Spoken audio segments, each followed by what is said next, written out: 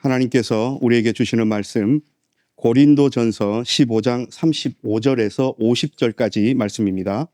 고린도전서 15장 35절에서 50절까지 말씀, 하나님의 말씀 봉독할 때에 여러분 경청하십시오. 그러나 어떤 사람은 이렇게 말할 겁니다. 죽은 사람들이 어떻게 부활합니까? 어떤 몸으로 돌아옵니까? 우둔한 사람이여, 그대 자신이 뿌리는 것이 죽지 않으면 살아나지 못합니다. 또 그대가 뿌리는 것은 나중에 생길 그 몸을 뿌리는 것이 아닙니다. 밀이나 그 밖의 다른 무엇의 씨앗 알갱이일 뿐입니다. 그러나 하나님이 주시고 싶은 대로 씨앗에 몸을 주시는데 씨앗들 하나하나에게 그 나름의 몸을 주십니다. 살이라고 해서 다 똑같은 살이 아닙니다. 사람들의 살이 다르고 짐승들의 살이 다릅니다. 새들의 살이 다르고 물고기들의 살이 다릅니다. 하늘에 속한 몸들이 있고 땅에 속한 몸들이 있습니다. 하늘에 속한 것들의 영광이 다르고 땅에 속한 것들의 영광이 다릅니다. 해의 영광이 다르고 달의 영광이 다르고 별들의 영광이 다릅니다. 별과 별 사이에도 영광의 차이가 있으니까요. 죽은 사람들의 부활도 마찬가지입니다. 썩을 것으로 뿌려지지만 썩지 않을 것으로 부활합니다. 보잘것없는 것으로 뿌려지지만 영광스러운 것으로 부활합니다. 약한 것으로 뿌려지지만 강력한 것으로 부활합니다. 자연에 속한 몸으로 뿌려지지만 영적인 몸으로 부활합니다. 자연에 속한 몸이 있다면 영적인 몸도 있습니다. 마찬가지로 성경에 이렇게 적혀 있기도 합니다. 첫사람 아담은 생명체가 되었다. 그런데 마지막 아담은 생명을 주시는 영이 되셨습니다. 그러나 먼저 있었던 것은 영적인 것이 아니라 자연에 속한 것이었습니다. 그 다음으로 영적인 것이 있었습니다. 첫사람은 땅에서 나와서 흙의 사람이고 둘째 사람은 하늘에서 나셨습니다. 그 첫 번째 흙의 사람이 어떠하면 그 밖의 흙의 사람들도 그러합니다. 그 첫 번째 하늘에 속한 분이 어떠하면 그 밖의 하늘에 속한 사람들도 그러합니다. 우리가 흙의 사람인 그의 모습을 지녔던 것처럼 하늘에 속한 그분의 모습도 지니게 될 겁니다. 형제자매 여러분, 내가 이 점을 말씀드립니다. 살과 피는 하나님 나라를 물려받을 수 없습니다. 썩을 것은 썩지 않을 것을 물려받지 못합니다. 아멘. 이 말씀을 통하여 은혜 주실 줄 믿습니다. 할렐루야. 아멘. 한 주간 잘 지내셨습니까? 복 있는 자, 의인, 악인의 마음과 행동과 자리에 모임에 들지 않으려고 애쓰면서 하나님께서 허락하신 귀한 복 누리면서 저와 여러분 잘 사셨기를 믿습니다. 네. 오늘 하나님께서 우리 지지난주와 마찬가지로 고린도전서 15장 말씀 주십니다. 고린도전서 15장은 부활에 관한 이야기인데 우리가 물론 오해와 착각을 안 하고 계신 분도 많겠지만 혹 그러신 분이 있을까 봐 우리 지난주에 나누었던 것 기억나시죠? 사도 바울 선생님은 예수님의 부활이 있었다 없었다를 증명하려고 이야기하려고 설명하려고 하신 것이 아니라 죽은 자의 부활이 없다고 철떡같이 믿고 있는 그 당시 고린도 교회 사람들에게 왜 죽은 자의 부활이 없어? 예수님이 부활하셨잖아 라는 것을 들어서 설명하고 있었음을 우리 함께 나누었더랬습니다. 기억나십니까? 오늘 그 연장선상에 있는데 오늘 조금 더 구체적으로 이 사람들의, 이 고린도 교회 사람들의 죽은 자의 부활이 없다고 믿고 있던 사람들의 그 의구심, 질문들, 그래서 꼬리에 꼬리를 물고 늘어지는 그 이야기들, 질문들, 의구심에 사도 바울 선생님께서 대답하고 계시는 장면을 우리가 오늘 15장 35절부터 사실은 49절까지가 문단 패러그래프이 끝인데 마무리를 위하여 그 새로운 문단의 시작인 50절 한 절을 넣었습니다. 읽으면서 제가 매주 느끼는 거지만 새롭기도 하지만 입에 촥촥 붙습니다. 우리가 쓰는 말로 이렇게 하니까 더 좋은 것 같아요. 이해하기가 쉽고. 오늘 좀 양이 많아가지고 주보에 글자체를 좀 줄였더니 저도 안 보입니다. 그래서 오늘 패드에 있는 주보 PDF를 크게 이렇게 늘려서 아까 봉독을 했고요. 말씀을 이렇게 성경 펴놨습니다. 이제 노골적으로 묻지요. 우리가 읽은 35절 말씀에 어떤 사람은 이렇게 말합니다. 죽은 사람들이 어떻게 부활합니까? 어떤 몸으로 돌아옵니까? 자, 이제 뭐 공격까지는 아니지만 아마 궁금했겠죠. 그렇지만 그 마음속에 죽은 자의 부활이 없다고 믿고 있는 자기들의 그 어떤 생각들, 이것을 놓치고 버리고 포기하지 아니하려는 사람들의 그 다음 질문이 나오는 거예요. 죽은 자의 부활은 없지 않습니까? 나는 철학 시간에 그렇게 배웠는데? 라고 하니까 사도 바울 선생님이 죽은 자의 부활이 없으면 어떻게 예수님께서 육체를 입고 오셨는데 부활하셨겠냐? 이 사람아. 지지난주 얘기입니다.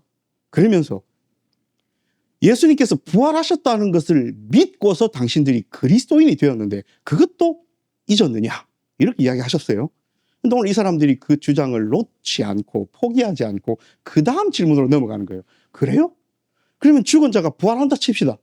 그럼 부활하면 어떤 몸으로 다시 부활하는데요? 라고 질문하는 거예요. 이 사람들의 전제는 이렇습니다. 부활이라기보다는 영어로는 다른 말을 써요.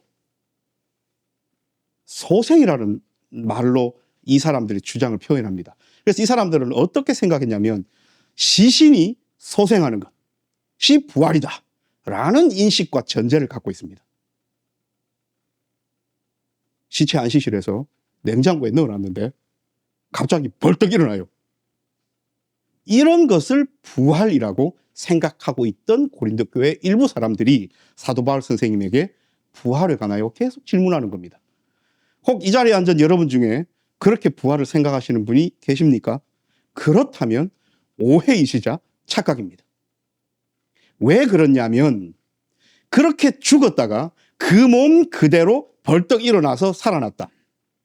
그러면 여러분 다시 말씀드리면 죽었다가 살아난 예가 성경 속에 있지요.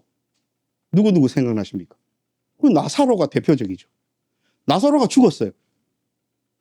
예수님께서 나사로야 나오라 하시니까 죽은 지 며칠 지내서 이제 냄새도 나는데 벌떡 일어나서 살아났어요.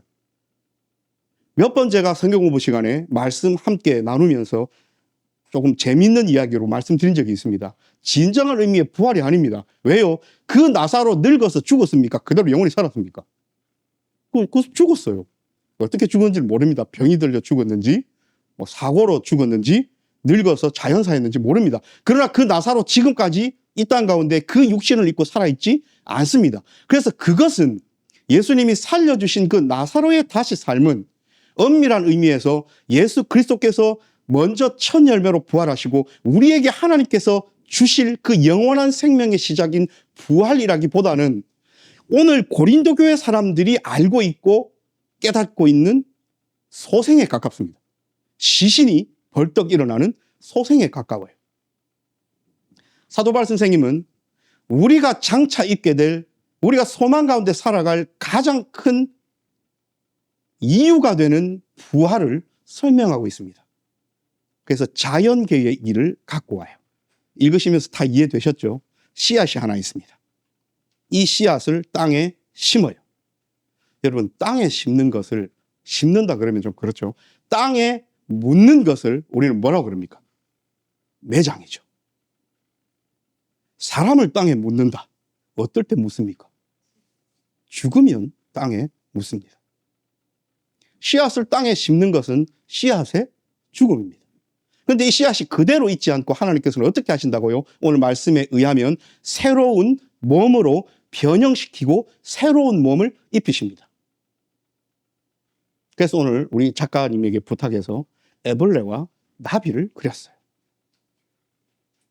여러분, 나비가 되기 전 애벌레가 자기가 이 모양 이 꼴대로 있다가 껍데기에서 나오고 한번 탈피를 하죠. 꾸물꾸물 하다가 또 새파란 잎사귀를 먹고 꾸역꾸역 자라서 또 이렇게 꾸이렇게 하면서 이렇게 나왔을 때에 이렇게 아름다운 색상을 지닌 나비가 되리라고 생각을 했겠습니까? 물론 뭐 이렇게 지능이 없기 때문에 생각을 못 했겠지만, 그럼 거꾸로 생물학적 지식이 전혀 없는 어떤 이가 꾸물꾸물 다니는 애벌레를 보면서 저 애벌레는 탈피를 하고 벗어나면 반드시 날개가 쫙 펴지면서 아름다운 나비가 될 것이라고 선지식이 없는 사람이 상상할 수 있습니까? 애벌레의 모습과 아름다운 나비의 모습이 여러분 연관이 지어지십니까? 하나님께서는 새로운 형태의 몸을 입히시는 것을 오늘 사도 바울 선생님은 이렇게 설명하시는 거예요. 씨앗을 심었어요. 그 씨가 뭐 콩이든 뭐든 간에 그 동그랗고 자그마한 그 친구가 땅에 들어가서 묻혀서 이 친구가 자기 몸을 갈기갈기 찢어서 죽어서 사라질 때야 비로소 땅 밖으로 나와서 열매를 맺는 식물이 되죠. 오늘 사도 바울 선생님은 이것을 가지고 부활의 이야기를 합니다. 육신은 영원할 수 없고 죽을 수밖에 없고 썩어질 수밖에 없음을 나와 여러분 잘 알지 않습니까? 라면서 고린도 교회 성도들에게 편지를 보내는 거예요. 영원한 육체는 없습니다. 우리가 너무나 잘 알듯이 진나라의 시 황제가 영원히 한번 살아볼 거라고 오만 짓을 다 했죠. 물론 자기가 애쓴 건 아니고 신하들 시켜가지고 전 세계를 돌아다니면서 영원히 살 수 있는 어떤 것을 발견하려고. 근데 기껏 발견한 게 과학적 지식이 없어가지고 납을 발견했잖아요. 인간은 영원히 살 수 없습니다. 왜 그러냐면 이 육신이 영원할 수 없기 때문입니다. 흙에서 와서 흙으로 돌아갑니다. 그래서 흙으로 빚어지고 그 흙에서 나온 첫사람 아담에 관한 이야기를 오늘 사도 바울 선생님이 하시는 거예요. 첫사람 아담이 흙에서 왔습니다. 그리고 우리는 그 첫사람 아담의 후손으로서 흙으로 난 사람의 뒤를 이어 우리도 흙으로 난 사람으로 살아갑니다. 자, 그러면 씨앗이 그대로 있고 하나님께서 그 씨앗에게 새로운 옷을 입히시지 않으면 그 씨앗은 그냥 그대로 썩어서 없어질 겁니다. 제가 금손이 아니어서 식물을 기르는 데 있어서요 잘 죽입니다. 똑같이 씨앗 두 개를 심었는데 어떤 화분은 관리를 잘해가지고 싹이 이렇게 나면 기뻐요. 농사 짓는 전문가들 입장에서는 아이고 목사님 그거 갖고 그렇게 기뻐합니까?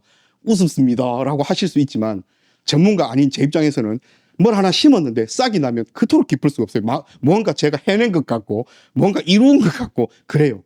근데 어떤 화분은 관리를 잘못해가지고 물을 너무 많이 줬든지 물을 아예 안 줬든지 햇볕을 너무 강하게 쐈든지 해서 그 흙 안에서 싹도 못 틔우고 썩어서 없어지는 경우도 저는 경험해 봤습니다. 그렇게 썩어 없어질 씨앗은 새롭게 부활하지 못하고 썩어서 없어져 버린 것 아닙니까? 그런데 모든 것이 잘 맞아서 새로운 형태와 모양과 생명을 얻어 싹이 난 그 씨앗은 자기를 찢어서 죽였지만 새로운 생명으로 바뀌었죠. 그래서 요만하던 씨앗이 어떻게 변합니까? 이런 가지를 줄기를 열매를 맺는 좋은 보기 좋은 것으로 커가잖아요. 오늘 사도 바울 스님이 이 얘기를 하시는 겁니다. 흙으로 났지만 하나님께서 거기에 부활의 새로운 몸으로 덧 입히시는 것, 육체를 입고 흙에서 난 우리가 상상조차 할 수 있겠냐? 우리가 그것을 할 수 있겠냐? 애벌레가 나비를 상상할 수 있겠냐? 씨앗인 존재가 씨앗이 없어지고 그 위에 자란 그 열매 맺는 좋은 나무든 식물이든 그 이후의 삶을 그 모양을 상상조차 할 수 있겠냐? 그러니 여기서 죽은 자의 부활이 있니 없니 왈가왈부할 수 없다 라고 이야기를 하십니다. 그래서 그렇다면 우리에게 주어지는 메시지는 뭡니까? 여러분 다 제 잘못이지만 어떤 화분은 관리를 잘해서 싹을 틔운 화분도 있고 어떤 화분은 주인인 제가 잘못해서 그 씨앗을 썩혀버린 그 일. 인간은 실수를 하죠. 근데 하나님은요 실수하지 않으십니다. 하나님은 작정하셔서 우리를 새로운 생명으로 부활의 생명으로 영원한 생명으로 이끄시고자 하나님께서 마음먹으셨기 때문에 하나님께서 입히실 그 옷, 그 부활의 몸은 감히 우리가 상상할 수 없습니다. 그 옷을 입었을 때는 우리는 더 이상 흙에서 난 사람이 아니라 하늘에서 난 사람이 됩니다. 왜요? 첫사람 아담은 흙에서 난 사람이었지만 두 번째 사람 아담은 하늘에서 오셨거든요. 두 번째 사람이 누구십니까? 예수 그리스도시잖아요. 새로운 창조를 우리 삶 가운데, 우리의 인류 가운데 가지고 들어오신 하나님. 그러므로 흙에서 났기 때문에 흙으로 돌아가 인생이 끝이다 라고 생각하는 사람에게 부활은 합당하지 않습니다.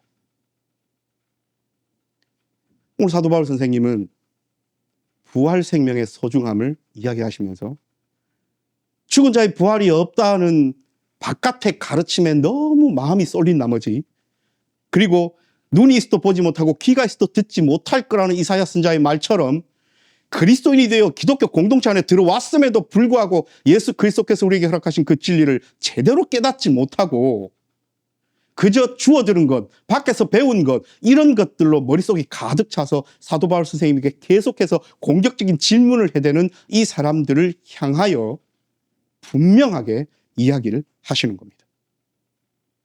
사도 바울 선생님은 그저 얼렁뚱땅 이렇게 부활을 이야기하시지 않았습니다. 하나하나 되짚어가면서 두 가지를 비교해가면서 설명을 하신 거예요. 그리고 사도 바울 선생님의 이 설명에는 공격적으로 나온 고린도 교회의 일부 사람들을 향하여 사랑의 마음으로 설명을 하고 계셔요. 왜요? 목표가 뭡니까? 이 사람들에게 설명하고 있는 사도 바울 선생님의 목표가 뭡니까? 알아듣든지 못 알아듣든지 확 죽어버리라, 이게 아니잖아요. 어찌되었든지 간에 기독교 공동체 안에 들어와서 그리스도인이 되었다면 예수 그리스도를 통하여 우리에게 허락하신 하나님의 그 부활하심의 그 영원한 생명의 이 귀한 메시지를 가슴 깊이 깨닫고 진정한 그리스도인다운 부활신앙을 가진 사람들로 살아가기를 바라고 원하고 사랑했기 때문에 고린도 교회 사람들을 향하여 이야기를 하신 것 아닙니까? 그러므로 여러분, 흙에서 난 사람의 끝은 흙으로 돌아감이죠. 그런데 하늘에서 난 사람으로 트랜스폼 되었을 때, 변화되었을 때, 부활의 몸을 입었을 때 그 사람은, 그 존재는 흙으로 돌아가는 것이 아니라 어디로 돌아갑니까? 하늘에서 나온 예수 그리스도를 통한 생명을 얻었으므로 어디로 돌아가요? 하늘로 돌아가는 겁니다. 이 극과 극, 이 극명한 차이를 비교하시면서 그 간극을 어떤 인간도, 무슨 노력도, 어떤 가치관도, 어떤 설명도 이 간극을 메울 수 없지만 유일한 한 분 예수 그리스도께서만 이 간극을, 흙과 하늘을 이을 수 있다. 죽음과 생명을 이을 수 있다. 예수 그리스도라는 다리를 건너야 한다를 설명하고 계신 겁니다. 여러분, 이것을 안다면 오늘 고린도 교회 사람들의 기본 자세가 뭐였냐면 비관이었어요. 자기들이 알고 있는 그 지식, 자기들이 알고 있는 그 어떤 상식 선에서 자꾸 예수 그리스도를 바라보고 예수 그리스도의 가르침을 바라보고 복음을 바라보았기에 지지난주 말씀처럼 예수님께서 부활하셨음을 믿고 알고 아멘으로 신앙을 고백하면서 그리스도인이 되었음에도 불구하고 예수 그리스도의 부활의 첫 열매 되심을 믿고 사는 우리가 하나님께서 우리도 부활시켜 주실 것이라는 그것을 믿지 않고 살아간다면 도대체 그 사이에 무슨 일이 있었던 겁니까? 라고 사도 바울 선생님은 안타까워하시는 겁니다. 그래서 그 비관적인 태도를, 그 절망적인 생각을, 삶의 자세를 멈추고자 하셨습니다. 그 궁극의 끝이 부활 이야기였어요. 왜냐하면 부활 이야기는 그 어떤 다른 것보다 더 비관적인 사람들은 믿기 힘든 이야기니까요. 그러므로 이 세상 어떤 종교에도 없는 부활에 관한 이 이야기들이 우리에게 신앙이 되고 믿음이 되고, 그리고 하나님께서 우리에게 허락하실 부활 생명을 바라보고 소망 가운데 살아가는 사람이면 진정한 그리스도인이에요. 독특하고 가장 중요한 메시지를 가슴속에 품고 살아가는 사람입니다. 사도 바울 선생님이 이렇게 식물과 동물을 들어서 설명을 하신 데에는 이것이 하나님께서 피조 세계로 허락하신 우리가 관찰할 수 있는 이런 모습에서도 힌트를 얻을 수 있는, 그렇게 이상하거나 이게 막 무슨 우주 밖의 이야기거나 그렇지 않다는 것을 이야기하는 거예요. 그 사람들이 잘 믿으려 하지 않으니까요. 사랑하는 여러분, 우리는 부활신앙을 가졌습니까? 우리는 부활 생명에 관한 기대가 있습니까? 혹 수십 년 동안, 평생 동안 신앙생활을 해왔지만 저 깊은 곳 언저리에 부활 소망, 부활 신앙, 부활 생명에 관한 비관적이고 부정적인 생각들이 혹시 자리 잡고 있습니까? 사도 바울 선생님을 통하여 예를 들어 드렸듯이 조그만 씨앗이 땅에 묻혀서 죽어서 새로운 생명으로 싹 트는 것. 애벌레가 나비가 될 것을 상상조차 하지 못하고 있다가 하나님께서 새로운 몸, 아름다운 몸, 좋은 몸을 입히시면 애벌레가 나비가 되는 것을 우리가 관찰하고 있음에도 불구하고 우리는 나중에 하나님께서 상상조차 하지 못할 부활의 몸으로, 하늘의 몸으로, 생명의 몸으로 입히시고 변형시키시고 바꾸어 주실 것이라는 기대가 없습니까? 그 기대, 그 희망, 그 소망은 예수 그리스도를 통하여서만 이루어질 수 있습니다. 사도 바울 선생님께서 강조하는 것이 그거예요.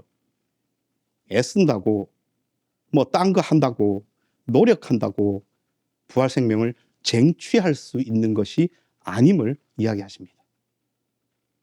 씨앗이 하나 땅에 떨어져서 자기가 싹 틔우려고 애쓴다 해서 싹이 틔워지고, 자기가 싹 안 틔우려고 애쓴다 해서 싹 안 틔우고 그냥 썩어져 없어질 수 있습니까? 우리 집에 화분 2개의 상반되는 결과는 제가 잘못한 거예요. 어떤 화분은 때 맞춰 햇빛 잘 쬐고 물 잘 줘서 싹이 틔웠고, 어떤 것은 신경 안 썼더니 사그러져 버리고 썩어버리고. 주관자는 이 두 화분에 심겨진 씨앗의 주관자는 누구였어요? 저였습니다. 우리 인생의 주관자는요, 하나님이십니다. 우리가 부활의 생명을 입고 영원한 생명 가운데로 살 수 있느냐 없느냐 하나님의 손에 달렸습니다. 그런데 그 하나님께서는 모든 인류에게 그 기회를 주시려고 사람 되셔서 그 썩어질 흙의 육신을 입으시고 이 땅에 오셨잖아요. 그리고 모든 인간들이 맛보고 경험할, 그리고 경험한 죽음을 친히 맛보셨습니다. 그 사망의 길을 걸어가셨습니다. 그리고 그것으로 끝내버렸다면, 아이고, 신도 이 땅에 와서 죽으면 끝이네, 그럼 우리의 끝은 죽음이 끝이네 라고 하지 않게 하시려고 그 죽음을 이기시고 살아나셨습니다. 부활하셨습니다. 부활의 첫 열매가 되셨습니다. 그것을 바라보고 살아가는 우리가 절망 가운데, 희망 없이, 낙심 가운데 비관적으로 그렇게 살아간다면 우리를 위하여 죽었다가 다시 사신 예수 그리스도께서는 뭐가 됩니까? 사도 바울 선생님이 고린도 교회 교인들에게 이 얘기를 하고 계신 겁니다. 사랑하는 여러분, 50절 말씀 그대로 읽을게요.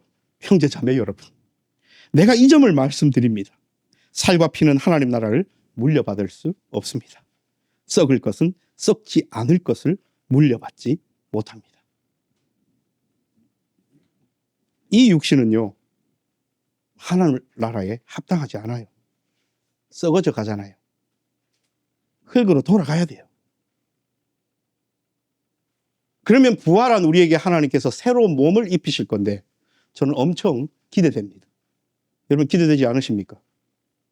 나비보다 더 아름다울 수 있고 열매 맺는 큰 나무 식물보다 더 아름다울 수 있습니다. 우리는 하나님의 그 크신 것을 알지 못합니다. 우리는 섣부르게 하나님을 판단하거나 재단할 수 없습니다. 우리는 꼴랑 이 정도밖에 안 되는 우리의 두뇌 가운데 그 크신 하나님을 가둬놓을 수 없습니다. 그러므로 부활이 이렇다 저렇다 설명하면서 하나님을 우리가 갖고 있는 이 지식과 지혜의 수준으로 끌어내릴 수 없습니다. 그럼 우리는 뭐만 할 수 있어요? 기대하고 소망하고 희망하면 됩니다. 사랑하는 여러분, 사도 바울 선생님이 고린도 교회 교인들에게만 이것을 설명하려 하셨겠습니까? 하나님께서는 이 글을 2000년이 지난 지금까지 우리에게 남겨주심으로 우리에게도 부활에 관하여 깊이 있게 제대로 생각하고 믿으라고 이 말씀을 주신 겁니다. 부활에 관하여, 그리고 이 땅에서의 이 흙으로 온 이 육체가 흙으로 돌아간 이후에 관하여 궁금하거나 의구심이 든다면 여러분 고린도전서 15장을 깊이 있게 묵상하고 공부하시면서 다시 한번 부활 신앙에 관한 우리의 생각들을 정립해야 할 필요가 있습니다. 이번 한 주 하나님께서는 누가 부활 신앙을 제대로 알고 믿으며 예수 그리스도의 그 다리 놓아 주심을 알고 그 길을 향하여 열심을 다하여 하나님께 가까이 나아가려고 애쓰며 살아가는지 하나님께서 불꽃 같은 눈으로 바라보고 계십니다. 기도합니다.